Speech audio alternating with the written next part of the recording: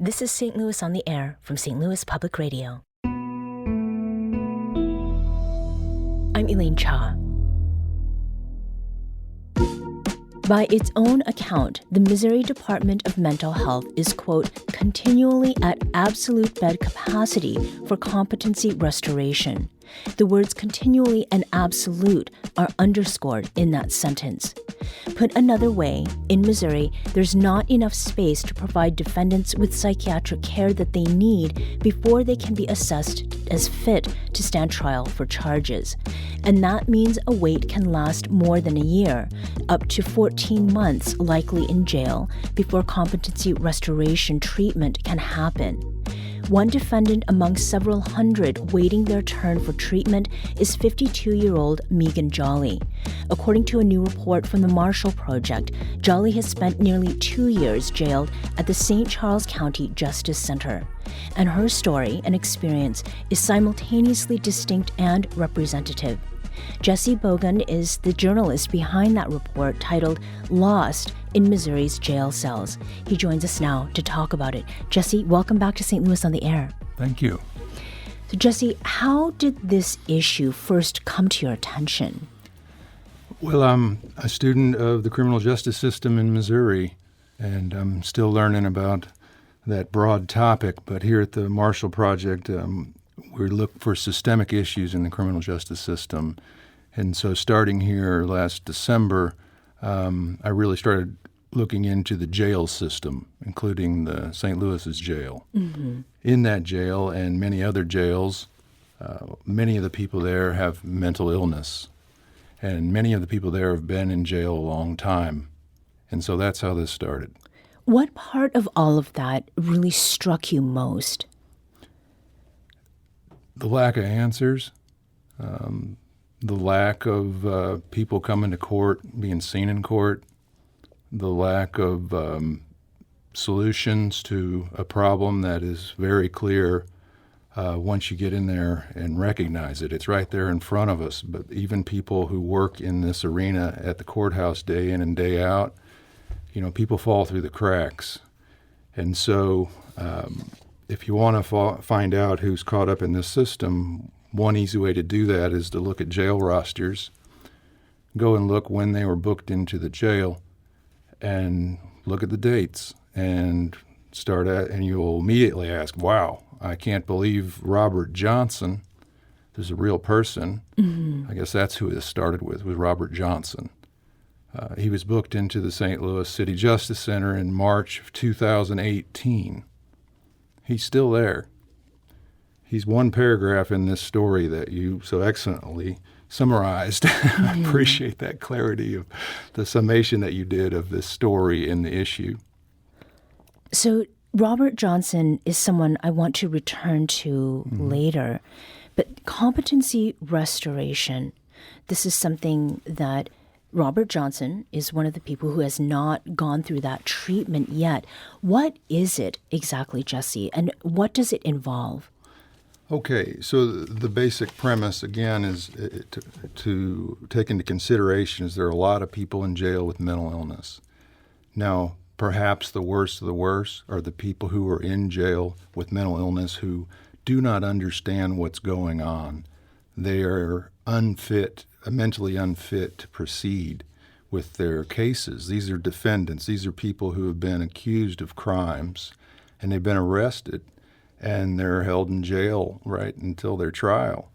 Well, our rules in the country and in this state is it's a violation of due process to prosecute somebody who's incompetent. There's no law that says somebody can't walk down the street and beg for money and be an incompetent, right? Maybe you've been there. Maybe somebody's listening right now and they're at a street corner in St. Louis and somebody's begging for money, and maybe sometimes they're really quiet. Sometimes people make a big fuss. Some of those folks, perhaps if they did an evaluation, would find out that they are incompetent. And so once they're in the criminal justice system, they get flagged oftentimes by their public defender, by the prosecutor, by the judge. Something's just not right here. This person doesn't understand what they're accused of. They're unable of helping in their own defense. And so when that happens, there's a request made in court to have the defendant evaluated, okay? And that starts a process that takes a long time to get to the point where you can even get in the line for treatment. And how long does treatment typically take?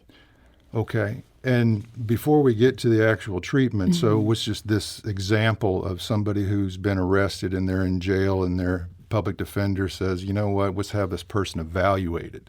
That's all a formal process that takes a long time because they're going to make that formal request and they're going to request to the Missouri Department of Mental Health, please evaluate this person.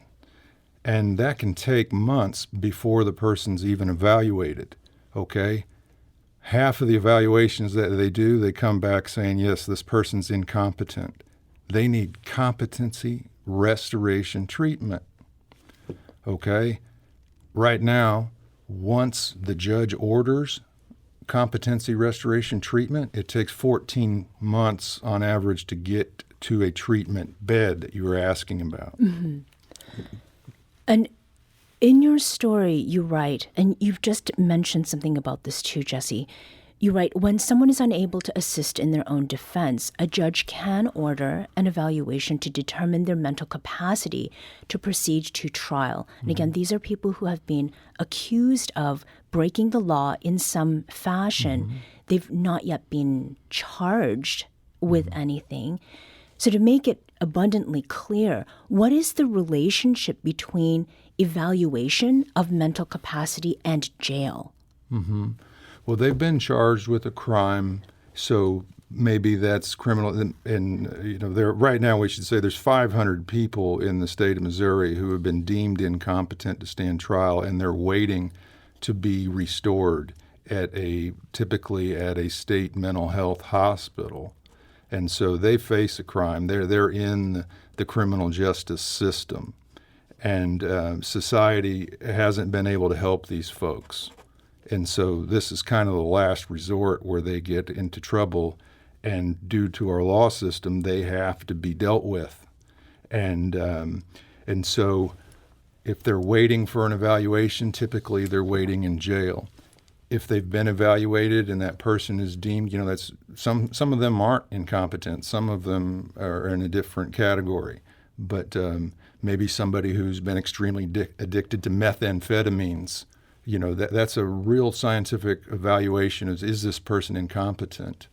But even if they do find them incompetent, they're going to be waiting for treatment, typically in jails. And so that evaluator recognizes that person is mentally ill, but in Missouri right now, there's nowhere better to put them other than jail, which many say is about the worst place to put somebody who's mentally ill. And again, they have been charged. They've not gone to trial. That's right. So who is it that gets caught up in this system? Maybe this is a good point to talk about Robert Johnson briefly.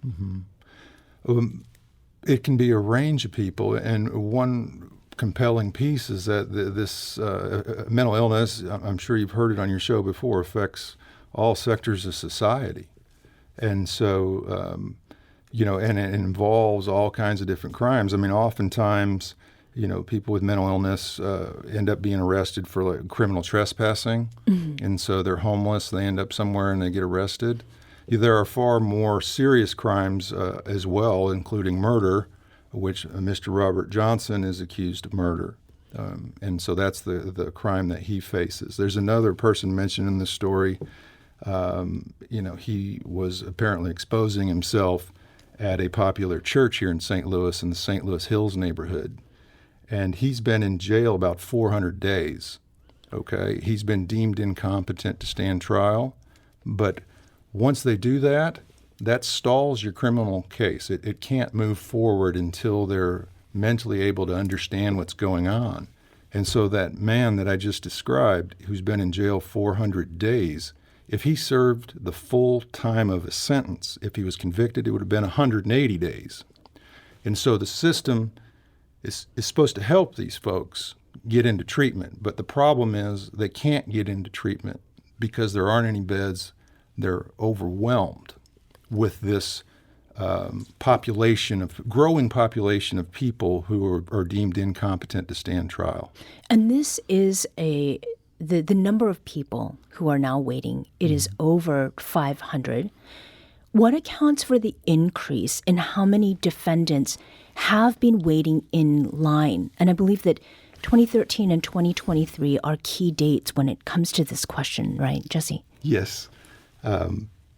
You're right. The last time I got a number was October 21st, and there were just about 500 people who are deemed incompetent. So the judge has filed this order and said this person needs to be restored. That's about 500 people. 2 years ago, it was half that. It was 250. Back in 2013, there were 10 people statewide waiting. And so there's been a dramatic increase. This is not news to mental health experts. The Missouri Department of Mental Health, they've been wrestling with this for a decade, these numbers. You ask why? Why is this happening? I tried to answer that question, and I spent a lot of time on that. and the answers are varied. I'll tell you what the state said, because I went to Jefferson City. I wanted to talk to the leaders and ask them, what can be done at this point? What's broken in this system? Going to Jefferson City is like, surely they would acknowledge something's broken in this system. And, there used to be more state hospital beds in Missouri for people who haven't been accused of a crime. So you don't have, this is a poor way of saying it, but you don't have to hurt somebody. You don't have to hit somebody over the head to get your own head fixed. There used to be more state support there. That's not there. Okay. The state now is not willing to say that that's a problem in the interviews that I've had. They say there's a safety net of hospitals in the community that work with people with mental illness, and there's statutes to guide that treatment. Getting to your point, or my point about the state and what they told me about this increase was, the only thing that I can tell you that they can tell me clearly is that the requests for evaluations have gone through the roof compared to 10 years ago. They are getting more requests to do these evaluations for people who are deemed incompetent. Why? There are a lot of answers for that, or a lot of unanswered questions about that, and a lot of different responses. And I spent a lot of time going down that road, and ultimately decided to hit the brakes and just look at the problem. Like, what is the problem right now? How has the state responded to the problem? And let's look at those programs and see how they're doing. As we're talking, what we are discussing has to do with real people's lives. And we have previously talked on this show about the backlog of Missouri defendants awaiting competency restoration treatment. But Jesse, your story for the Marshall Project, it presents, that is, the situation of a very specific someone who has yet to receive that treatment and waited for nearly 2 years, and that's 52-year-old Megan Jolly. How did you come to Megan Jolly's story and her situation?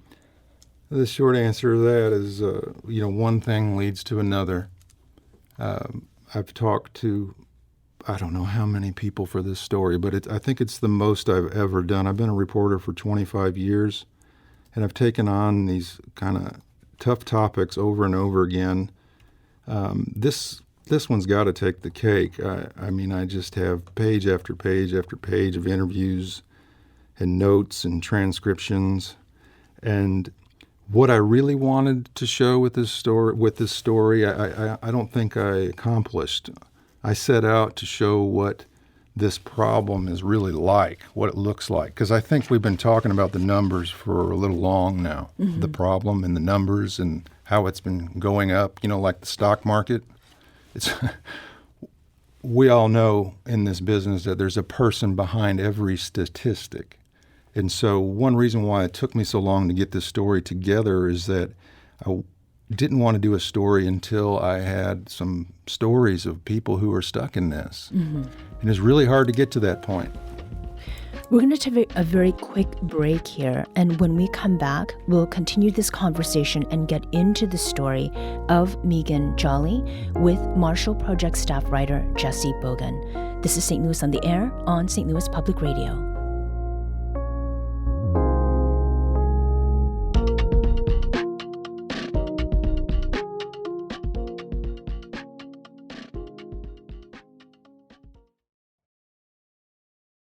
Welcome back. Let's return to our conversation with Jesse Bogan. Jesse is a staff writer with the Marshall Project. His story, Lost in Missouri Jail Cells, was published last week. Before the break, Jesse, we were talking about a specific story that you were pursuing, and that is the story of 52-year-old St. Louis woman Megan Jolly.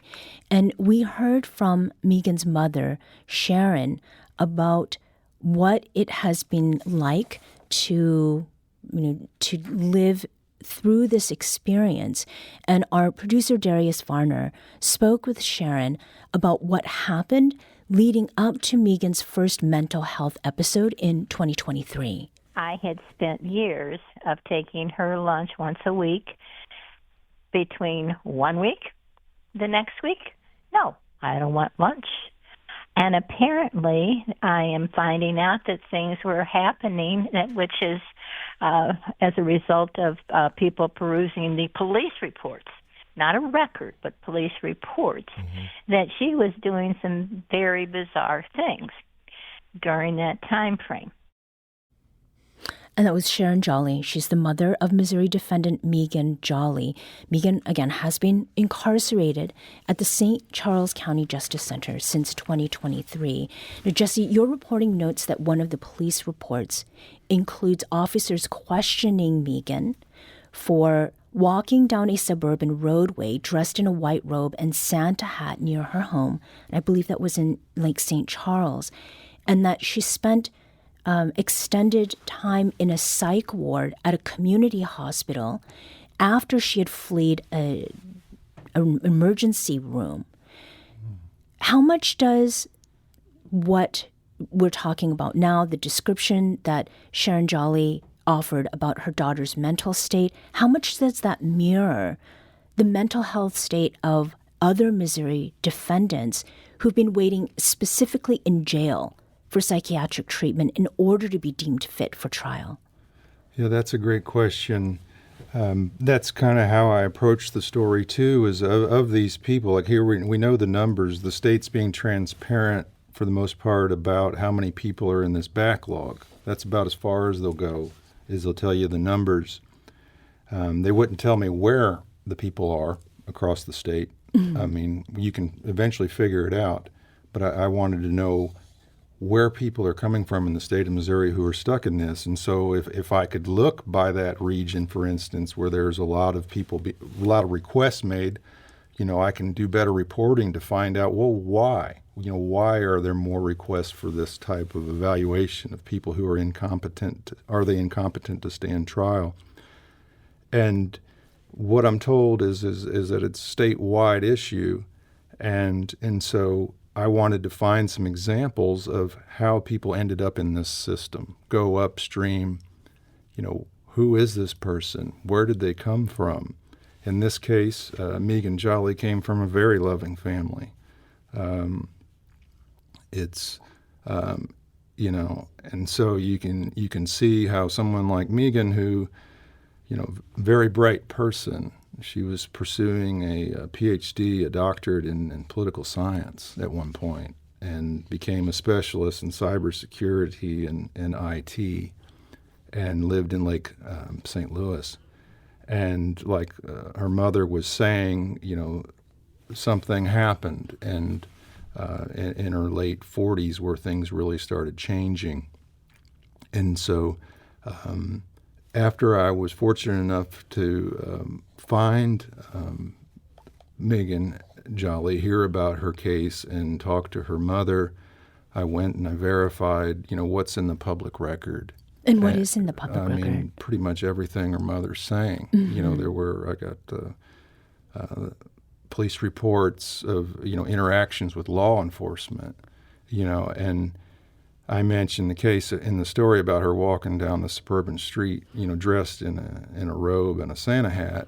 Well, there were other things that were going on as well. I mean, literally her home alarm going off and thinking somebody's after her, stuff like that.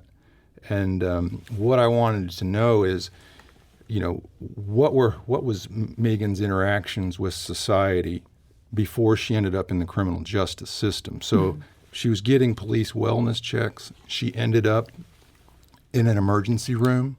She ended up at St. Vincent's, which is the psychiatric wing of DePaul Hospital out in Bridgeton. Right. And she was eventually released, and she continued to decline to the point that there was an incident and she was arrested.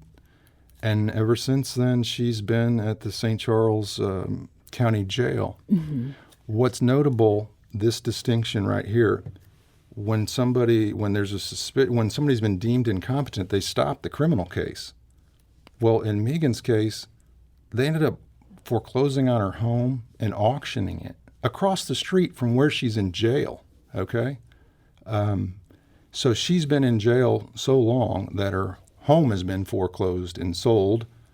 Her mother, who I'm grateful that she shared this story. There's so many families that are leaned on in this situation because they aren't getting enough help. A lot of that, this shouldn't be a surprise, but a lot of that responsibility is being put on families that are stressed to the max, okay? As their children get older, parents older, that kind of thing. Yeah. And so this puts a lot of stress on people working in the mental health system, but also families. Yeah. Producer Darius Varner, when he spoke with Sharon Jolly this morning, asked about Megan's prospects, specifically around the question of whether competency can in fact be restored. I don't. I think she will have to be watched at all times. She had asthma all her life, and she has a long history of not being a good pill taker. So, and some of us are like that. Mm-hmm. I'm one of them. Oh, well, I'll take 2 today, maybe 3 tomorrow. I don't take anything. So but I know when during the time that you had sickness or anything, that was good enough. I shouldn't do that. But with her, it will be imperative that every dose of everything has to be exactly on time.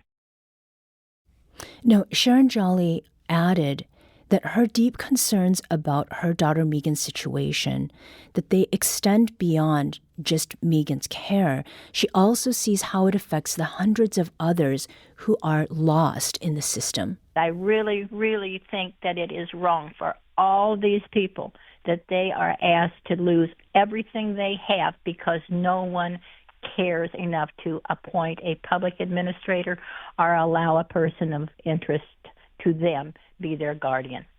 It's not right. Nobody needs to go through all this and then come out and find out I don't have a thing left in the world that I knew. Jesse, what stands out to you about what Sharon shared with us? Oh, everything, and we spoke for hours, and what stands out to me is that I'm grateful that that she's in the story, and also so people can get an idea that this does affect people with means, and and mental illness. Oftentimes, people go off their medication and that creates problems, right? Another guy mentions this story is a guy named Timothy Beckman. And, it says he died while he was in jail in Kansas City. Well, Timothy Beckman was from St. Louis. And I think a lot of people, by the time I get there to talk to them, they have lost everything. Not all of them. And that's what I like about Megan is that she had a lot and she has lost more than the quality of her mental health in this situation. But a lot of people in the system really already have lost everything as well, and they're homeless. And like Tim Beckman, like Joshua Cupp, who's mentioned in the story, these are people who have burned through all their connections. It appears to me from doing the reporting. Tim Beckman's case is really challenging and tells an incredibly tough story as well. Mm-hmm. And he died in jail waiting for competency restoration treatment. He had schizophrenia. He was not taking his medication. So back to what Sharon's saying is that, I have an example of that I can talk about in a little bit. But yeah, when people go off their medication, that can cause problems. Mm-hmm. There's so much room to talk more about this topic and the different stories. But as we wrap here, Jesse, the title of your piece, I tried to pause in order to indicate that there are quotation marks around the word lost. Mm-hmm. What is the loss that you were thinking about as you were working on this report? Oh, lost on so many different levels. And, I was lost trying to understand this issue. And my goal is that anybody who can read it for free, at the Marshall Project, we're not going to charge you. You can just click on it. There's no paywall. But what I hope is that you can read this story and you can get up to speed a lot quicker than for me, let me tell you. And so, I know there's people talking about this issue in Jefferson City. I can tell by the questions that elected officials are asking in some of these committee hearings that they aren't yet up to speed on the issue. Jesse Bogan is a staff writer for the Marshall Project. You can read Jesse Bogan's piece, Lost in Missouri Jails, at our website. That's stlpr.org. Jesse, thank you so much for coming in to talk with us today. Thank you.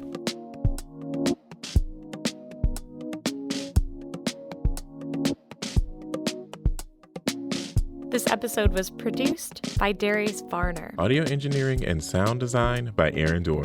Our executive producer is Alex Hoyer. St. Louis on the Air is a production of St. Louis Public Radio. Understanding starts here. Do you find yourself regularly listening to episodes of St. Louis on the Air? Suggest us to a friend you think might enjoy our conversations. And leave us a review and rating on Apple Podcasts on the App Store. It's the simplest way to help people discover our show. Thanks. St. Louis Public Radio is a member-supported service of the University of Missouri St. Louis.